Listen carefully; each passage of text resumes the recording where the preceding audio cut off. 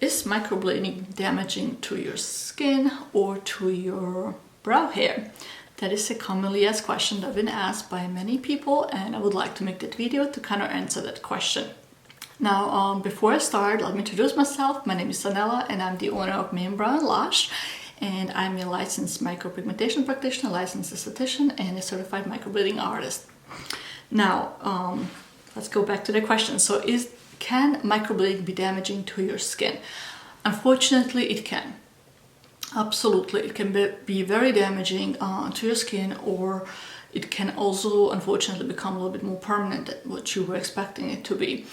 Now, how can that happen? That can happen if the procedure is done by an inexperienced microblading artist or someone with poor training in the technique, or both. What they can do to cause the damage. One factor is that they can go way too deep with the blade into your skin. If they go way into your dermis layer of your skin, that ink is gonna unfortunately become permanent and it's gonna bleed out. It's not gonna look like a pretty hair stroke, it's gonna look like a fat line, and then over the years the ink does not age well in your skin. The color will change, or can change, to an ugly gray, blue, purple color. So yeah, you don't want the ink to be permanent on your face. It just, inks don't age well on the skin in general. Here's an example of what can happen when the blade goes way too deep into the skin. The color becomes more permanent, it doesn't age well over time, and you can still see the little lines, which are scar tissues created from the blade. This was done by a poorly trained technician.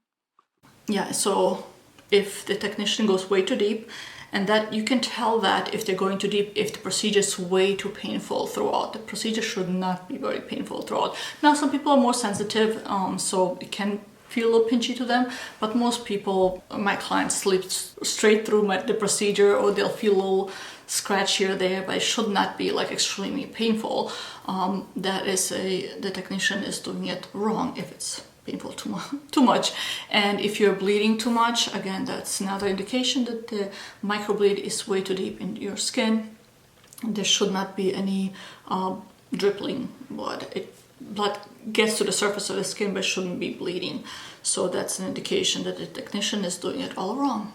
Another problem with inexperienced or poor trained technician is holding the blade. If they're not holding the blade correctly and not stretching the skin properly. So while microblading, the skin should be stretched at 3 ways to make sure you get a nice crisp line. If skin is not stretched all 3 ways, you'll get a zigzag line, and it's not going to heal well, it's not going to look pretty. If the blade is tilted versus held 90 degrees, that can cause some damage too, and the ink will bleed out, and it's not gonna look like a pretty hair stroke. After it heals, it's just gonna look like a patchy mess. Another issue with a new technician is that they can overwork your skin. They should know the limits, how much that your skin can take, how many hair strokes in one spot it can take. If they overwork the skin, that can all just blur together and just leave you with little patches. And unfortunately, you only see that after the skin heals. At the beginning, everything looks pretty okay. And then another good factor is that technicians should know who may not be a qualified candidate for microblading. That would be someone with very thin skin, someone with very sensitive skin, very, very mature skin. They are not the best candidates for microblading. So in that case, the technician should have other options for clients like that. For example, microshading, which is the powder brow technique or ombre brow technique that is done with the machine, which is gentler to the skin, and it's not cutting to the skin, it's more pushing the ink into the skin. So that will be the option for those kind of clients. And then another thing you want to watch out when you come into the salon, you want to make sure that it's a clean environment, that all the products are in the packages, and that the products, which I mean the little tools, that they are not pre-opened and they're all one-time used tools. That is very important. You want to make sure the technician is always washing their hands and changing the gloves every time leaving the workstation. because we don't want to get any infections on our brows, obviously. The technician should provide you with proper aftercare instructions to make sure you keep the brows clean, and let you know about what not to do during the healing process, because the healing process is very crucial to keep the design as is. So make sure you are provided with all the important information, whether it's on paper form or they guide you to the website. Wherever the information is, you should have it on hand. Now, another thing is allergic reactions. Some people may have allergic reactions to the products or ink used at the shop. If you think that you might be someone that could have an allergic reaction, you can always request a little test. It's typically done behind the ear, just like a little tiny little cut with the ink, just to see if your skin may have a reaction to it. So that's also always an option that I'm sure every technician will be happy to provide to you.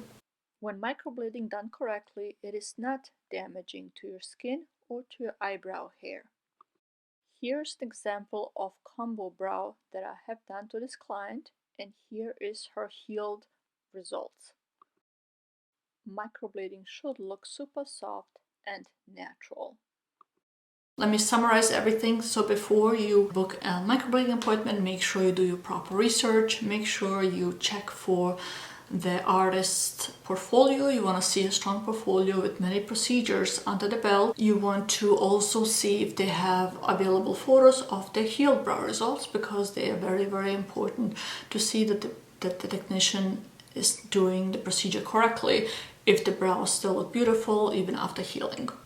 I'm trying to think if I've missed anything. If I did, let me know. If you have any other questions or you would like me to make another video, feel free to shoot me a message, or you can leave a comment in the description box down below. My website is mainemicroblading.com. You can always message me from there as well. So thank you guys all so much for watching, and have a wonderful day.